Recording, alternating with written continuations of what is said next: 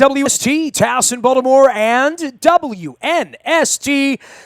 Happy opening week to everyone, and certainly some folks will be headed down to the ballpark as the New York Yankees invade. And this guy spent a little stretch time down in spring training in the early part of the season with the Yankees. He also covers the Mets. I've run into him at Rangers games. He's man about town up in New York. You can follow his journey out at nypost.com as well as on his Twitter page where there are two beautiful dogs and an acoustic guitar. We welcome one of our defending champions, sports writer from the New York Post, Mike Vaccaro, back onto the program. What's up, Mike Vac? How's life in the Big Apple? Busy as always, right?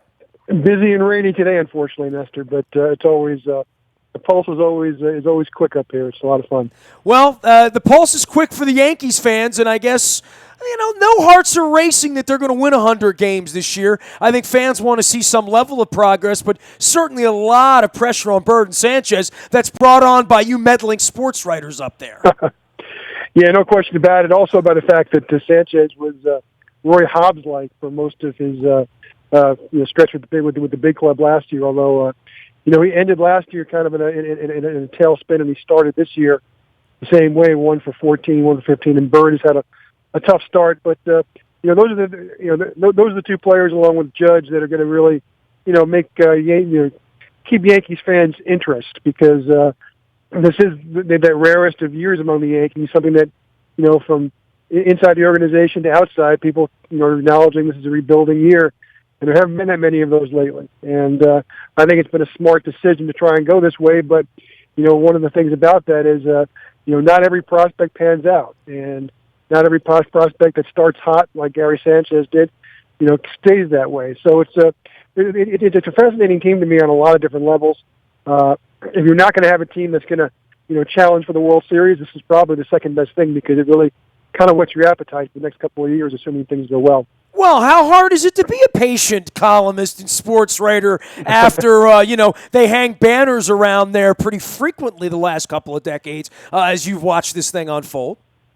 Yeah, and the thing of it is, too, Nestor, is that, the Yankees themselves, and I think it's to their credit, although sometimes it's to their detriment, that, they state that their annual goal is to win the championship, and that's not just lip service. I mean, they do spend for it. They have spent for it. They're aggressive always, even when they seem to be on the fringes of contention. So, it's the corporate mission statement to win a World Series every year. You can make fun of that when they go through a stretch like they've done lately, where it's, one World Series in the last 16 or 17 years. But that said, they're the ones who invite this kind of scrutiny and this kind of expectation. And certainly for a time, they delivered that just about every year, and delivered the team to at the very least to the brink of that every year. And so I think that's how, fans and sports writers kind of get caught up in the idea that, the Yankees not being one of the highest spending team in the sport, for instance, which they aren't this year, they're third, or the Yankees not automatically being a preseason favorite to appear in the World Series, which they're clearly not, just about anybody says so. It makes for a different look, but it's the Yankees themselves who insist on having those expectations. And on one level, I think it's actually to be admired in a certain way. Well, and then you go through all the teams that you do cover up there, whether it's the Rangers who are in it, or the Devils and the Islanders who aren't, or whether it's the Knicks who are never in it, and the Nets who don't look like they would be relegated if this were the premiership, right? So, you have all that going on, but the Yankees-Mets thing, the Mets have seemingly balanced this thing out. It's a little bit of a precarious situation because on the other side out in Queens, they're kind of expecting to play in October this year. Yeah, they are. It's.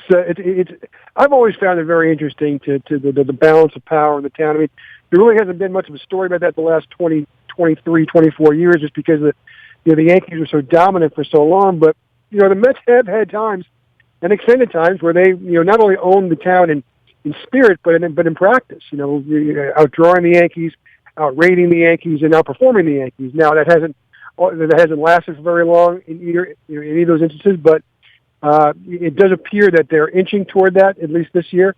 But I think what we're seeing with the Mets, we're seeing just how precarious their blueprint is just the first two games. I mean, they've had two games. Their starting pitching is yet to allow a run at all. Their whip is like 6.67, which is almost cartoonish, and yet they're 1-1, and neither starting pitcher is factored into in either decision because the offense has been asleep for the first two games. And, these are the things that keep Mets fans awake at night is, a bunch of starting pitching with ERAs sub 2.0 and, with 0-0 win-1-loss records because the offense can't spark anything. Well, while the expectations with the Mets, are to compete, what is the expectation with the Yankees? What's the measuring stick as to whether this is going well or not? And obviously, on the backdrop of all of this is Cashman and Girardi. Are they going to survive this together or apart? What will the future be? I think from what you said in the beginning, that's what makes this really interesting, more interesting, because the other years, the interest was, will there be some drama? Is somebody going to punch somebody? Are they going to win 95 games or 104 games? That's not the story this year, and I don't know that anyone really has a great gauge on what has to happen this year, even for a guy like Sanchez. If he hits 25 home runs this year, is that enough? He's not going to hit 70, like last year projected out. I don't know where the benchmarks are, but certainly heads could roll there, and there could be a whole new game in town next year, right?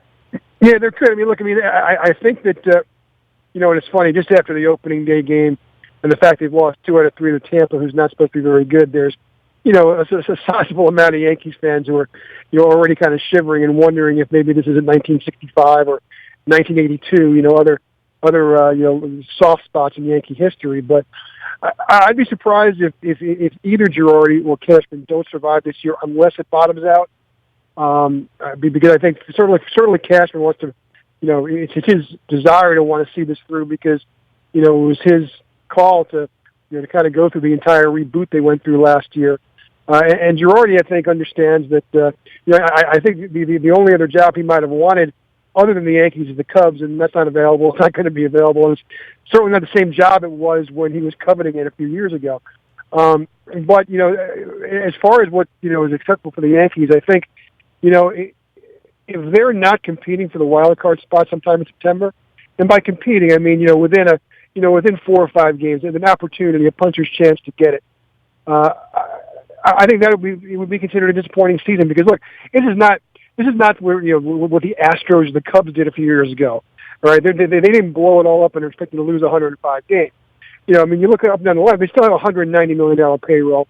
They still have Starlin Castro and Matt Holliday and Jacoby Ellsbury, excuse me, to go along with the baby bombers on the team. And so, this is not a team that's expecting to win 65 games. If they wind up in that neighborhood, then things can be different for the general manager and the manager. But I think, for the Yankees and for their fans, what they would find acceptable in a year like this that's considered rebuilding is 85 to 87 wins. And, September 20th rolls around and there's a big series with the Orioles, and the Blue Jays where, you win 2 out of 3, you might be in great position for the wild card. Anything beyond that, I think, would be considered, unacceptable. Now, unacceptable means that they would blow it up entirely. I'm not so sure about that if they're kind of just on the verge. But it is a very different standard, obviously. There's no question about that around the Yankees. And, it's been a while. They've made one playoff appearance in 4 years, and it was a one-day thing. And that's the broader picture on the Yankees is while, they're not a very patient organization, that patience is being tried right now because they're used to being in the playoffs. Well, you talk about the reboot last year. They certainly won the trading deadline. Then, thereby, they win the offseason. You go to spring training, and guys like you who have never looked at a backfield or a split squad game to see who number 74 is because, by and large, the Yankees have never had to play that way. And you see what's going on in Boston with these young, all the killer bees and the Benintendi's running around there. You're almost watching AAA and AA that the Yankees are going to have some guys making moves here this summer that they have guys to watch at that level makes it a different kind of victory because the victories are going to come in dribs and drabs, much like being an Orioles fan where every time they call Matt Wieters or Nick Markakis up, you get excited just because a first-round draft pick, showed up and played the opening weekend. That's not something Yankees fans are real familiar with, which is prospect waiting, right? And not only that, but, the Yankees are experiencing some growing pains. James Caprillion, who's their number one pitching prospect, 5 minutes before you and I started talking, went on the minor league DL with elbow problems. There's nothing more ominous in all of baseball than the term elbow problems when you're talking about a young pitcher. And this is the kind of thing that just in the few minutes before you and I talked, and just you're monitoring, some Yankee fans who I follow. I mean, this freaks them out far more than losing 2 out of 3 against the Rays, because they understand that so much of what their immediate future is tied up in is how these kids are doing. And gosh, the last thing you want is for a guy like Caprillion, who's projected to be a number 1, number 2, on the major league roster 2 or 3 years down the road. If he's going to sit out for a year or 18 months because of Tommy John, I mean, I don't want to get too far ahead of ourselves, but that's what you think about when you hear about a kid being shut down with elbow problems. That ruins the whole program. And so this is the kind of thing that Yankee fans, you're right, aren't used to, and Yankee writers aren't used to. You're absolutely right. I mean, the way you described, we don't spend a lot of time on the backfields in terms of, unless today we want to take a look at, well, this guy's had a great spring, because usually those kids are so far in the distance that, and usually they're used for trade fodder. But now it's a lot different, situation with the Yankees, and you're talking a lot about, following these kids and following the kids at AAA. And you're right, you hate to say it this way because it sounds pretentious, but, they're just like everybody else right now. They're just like the Orioles, just like the Reds, just like the Royals. You want the big team to be great, but you also have to take a look at tomorrow and keep an eye on what these kids are doing. And, you hope these kids are progressing toward where they can be helpful, sooner rather than later. He is Mike Vaccaro at the New York Post. You can follow him at nypost.com, as well as at Mike Vac, that's VACC, out on Twitter. I was going to say, I mean, last time we had to worry about stuff like this with the Yankees, they were spelling Brian, Brien, right, as in Taylor, which should let you know that I'm truly an old fart. But, I do remember, look, we're in the same world of expectations where we've been talking about Dylan Bundy for years. We've been talking about Gosman and donuts since the day he was drafted. And this week, it smells great. Now, I don't know what the bottom of the rotation holds, and certainly we've all seen the Ubaldo Jimenez act, and we'll see that on display again this week. But when the Orioles have to go to 4th and 5th starters that they hadn't had to go to this week, then we're going to find out what they're made of, and the bullpen getting taxed and all that stuff. And we have a situation here where we have the $190 million payroll. The Orioles have spent a lot of money on the Chris Davises and the Adam Joneses, and here comes Machado trying to get his $400 million. And by the way, I've seen one too many images photoshopped of Machado in Yankee gear for my taste on your website and others up in New York. But that is the eventuality of it all, right? For him, for Harper, for Trout, is that, well, if these guys with the Yankees suck and they're all Brian Taylor, the Yankees are just going to go spend $700 million in the market 2 years from now, right? Well, that's certainly what they've done in the past. Now, and I would think that, another 84-win season might, whet the appetite of the people at the first string, to have another one of these splurges. There's only so many guys you can actually afford, even for the Yankees. But Machado is a guy that from the moment he showed up, whether or not Yankees people, envisioned him from day one in the Yankees uniform, they certainly coveted his ability, because he's the kind of player that, the moment he walked in the field the first time, you looked over and you said, wow, that's pretty special. That's a ball player. as a ball player, exactly. And so, I mean, it's funny because somebody asked me not long ago, actually mentioned those 3 players, Trout, Harper, and Machado. If you just say one of these guys is going to spend some time in the Yankee uniform in his career, who would you say? And I mean, Machado's the guy who makes the most sense for me. I mean, which isn't to say that they wouldn't sign the other 2, or either of the other 2, or both the other 2, depending on how business is. But certainly that's, I think, going to be a default position for the Yankees, because you want to see some of these kids develop. And it's funny. I mean, just yesterday, there was another brouhaha around one of their minor league kids, Clint Frazier, because there was a talk he might have asked about Mickey Mantle's number and stuff, which he denied. And the Yankees were vehement that never happened. But 5 years ago, it wouldn't have mattered if a kid in AAA is talking about Mickey Mantle's number, because who cares about a kid at AAA? So it just kind of shows you another example of where the Yankees are. And I don't think it's a very comfortable place for them to be. They're used to being the aggressor. They're used to being, well, we need to plug this hole. Let's plug this hole and throw money at it. And, we hear all the time now that it's not easy to do that anymore, because so many teams are locking up players, making it, harder for the Yankees to do this. Well, as you just mentioned, you just mentioned 3 guys, or at least 2 guys, in Harper and Machado, who are probably going to be on the market and available if they want to go back to their old ways, which I think they probably will, once they get another 84-win team under their belt. Well, and then there's the drama part of this, that how these young guys, do they buckle under whatever pressures are there that are inherent that they came into? That's always the difficulty, right? That you're not just trying to make it in the big leagues. You're trying to make it in a Yankee lineup where the veterans, the owners, the fans, everyone expects, well, you got to win 92, 94 games around here. I mean, like you said, 84 is not good enough. I mean, half the places in baseball, and the Milwaukees and the San Diegos and the Philadelphias and the Atlantas, the Baltimores, I mean, 84 is a good year. Well, the thing of it is about the Yankees too, and people lose sight of this because really subsequent to that, to their dynasty years, four titles in 5 years, is when they really started to, have these insane payrolls but when you talk about how they built that dynasty, I mean, it was really in a lot of ways built the old-fashioned way. I mean, it was built with young players who actually proved their worth as youngsters: Derek Jeter, Andy Pettitte, Mariano Rivera, Jorge Posada. It was built through old-fashioned trades, Paul O'Neill, and later on, became and Tino Martinez came in a trade. That's how that dynasty was built, and those are all players. Those are the tests that every player gets in New York. Are you a kid? Can you make it in New York? You made it in Cincinnati, Paul O'Neill. Can you make it in New York? Those guys all did. That was the perfect storm. And the notion that those Yankees won because they spent more really is false. Now, obviously, it helped be able to bring in Roger Clemens, to bring in, later on in the latter stages of those dynasties, the free agents they did, Mike Mussina. But there were also a lot of Shane Spencers that got chewed up through there too, right? Understood. Yeah, I mean, and Kevin Mosses, because that happens there. It happens in Boston. That's how it happens. And here's the other thing too to keep in mind, Nestor, is that when Derek, I'm not saying there was any pressure on Derek Jeter or Andy Pettitte to perform at a certain level, early in their careers, but they were following some of the worst teams in Yankee history in the early '90s. So there wasn't quite the monster following them that there's going to be now, because of the fact that the Yankees have essentially been, a contending team for over 20, almost 25 years. That's what these kids are now going to have to, play up against in the shadow of, and that's entirely different than what, Derek Jeter did.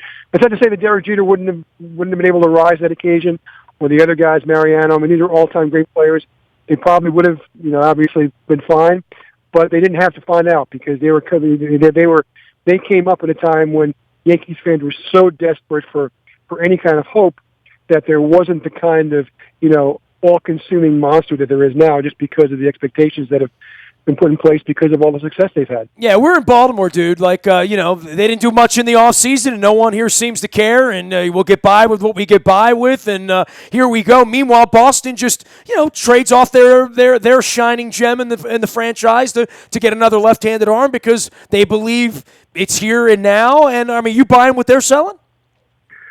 I do. It's funny, the arms race between the Yankees and the Red Sox has been fascinating to watch, since it really, kind of heated up, 2002, 2003.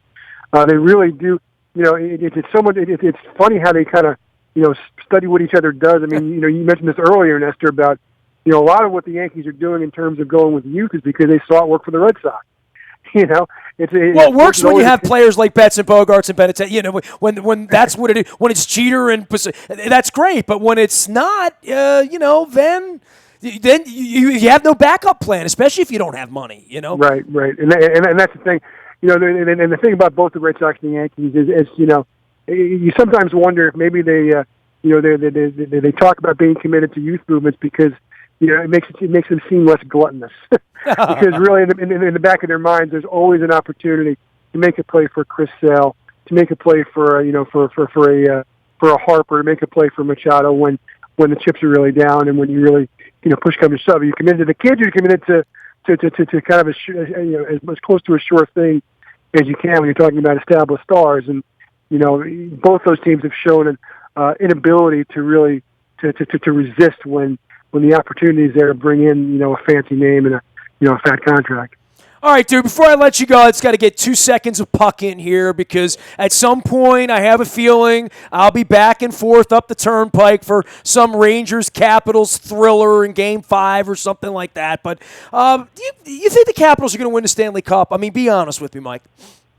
I do, but then I thought Really? Wow. I thought that about the Capitals the last couple of years because I love watching them play. I mean, it's almost from a fan standpoint with really no dog in the hunt. They deserve to play till June. if I'm going to watch hockey games in May and June, I want to see an entertaining team. I want the Caps to stick around because I just find them enjoyable to watch. And are you saying those Devils Cups weren't any fun? as somebody who once wrote 59 Devils columns in 61 days when they were going to a Stanley Cup championship, I can tell you I still need therapy for watching all those games. So yeah, I mean, you got to have a goaltender.